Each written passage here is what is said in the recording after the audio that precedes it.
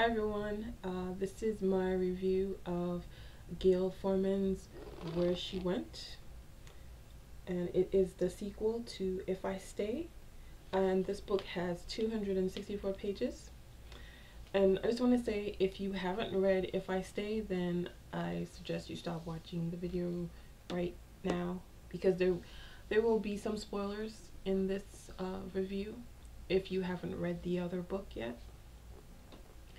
And for those of us who have read and are here because they're on the fence to whether they should buy this book or get it from the library or whatever, keep watching.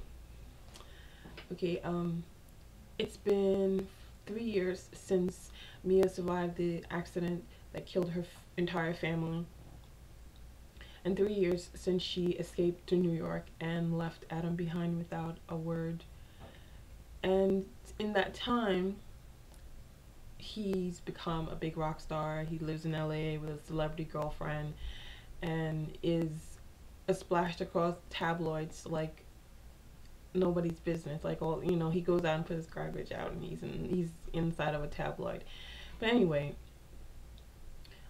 he goes to New York for an interview, and in this it does not go very well. And to clear his mind, he goes walking and comes across a poster for a concert that Mia is giving. So he goes into the hall and he watches her performance, and for him it's enough to have seen her and see that she's doing okay and everything. And as he goes to leave, he's stopped by an usher and told that she wants to see him, so he goes backstage and whatnot, and the two of them have a very tense conversation, and eventually she decides that she gets an idea that they should go eat somewhere. And they go eat, but it doesn't, again, the atmosphere is tense because it's been 3 years since they've seen each other. There are questions that he wants to ask, and there are questions she's hoping he won't ask, things like that. And she decides to just defer all of that to take him on a tour of all the places in New York that she loves and visits whenever she can get a chance to. And the tour goes fine without much of a problem until the last leg of the tour, where he basically confronts her and he wants to know why she left, basically. And she tells him in no uncertain terms of the reason that she left. And it hurts to hear, but he realizes that in that moment he realizes that a lot of the problems in his life are his own undoing, are things that he could have avoided, but but he was grieving and self-deprecating and whatever. So he decides, okay, well, now that he knows the reason, he can let her go and move on with his life and things like that. And basically that's the synopsis of the book. Now, I had a love-hate relationship with this book because I love Gail Forman's writing. I think she's a very talented writer, and all of that, and a bag of chips. But I think I preferred Mia's point of view over Adam's, because to me, Mia's point of view in If I Stay seemed more engaging, you really more wanted to read her point of view because it seemed more lively. His just seems like a constant, it's like a constant deprecation. I don't know if I said that the right way, if I used that word in the right context. Forgive me if I didn't. But yeah, it just seems like it's a whine fest the whole time, and Mia left me, oh, my life is over, that kind of thing. And he allows himself to fall from grace.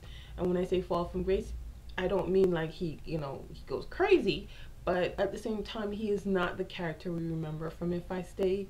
He's promiscuous, he's taking prescription drugs for anxiety and things like that, and he just, and his joy for music is basically zero. He does, you know, it's like he's going through the motions. He doesn't want to be there, but you know, it's what he knows for right now, so he's gonna do it. And yeah, and I didn't like the fact that the relationship, or the friction or lack of relationship, if you want to say, with the band is not addressed. It's just glossed over. As with his relationship with Bren, the celebrity girlfriend, it's basically like glossed over as well. And I thought that those plot lines could have garnered some great stories out of them and some nice conflict, and it would have given his decision more weight than what it was without exploring those storylines.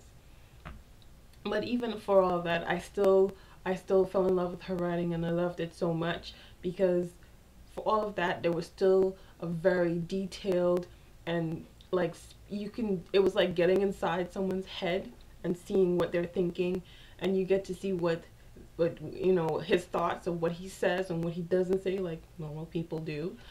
And I loved all of that. The dialogue was very witty, and the characters, for the ones that were developed, were great, and the ones that weren't, well, you know, there were a few I really kind of wished Bren was more developed, because I would like to see what she was like. She sounded like, you know, a really cool character.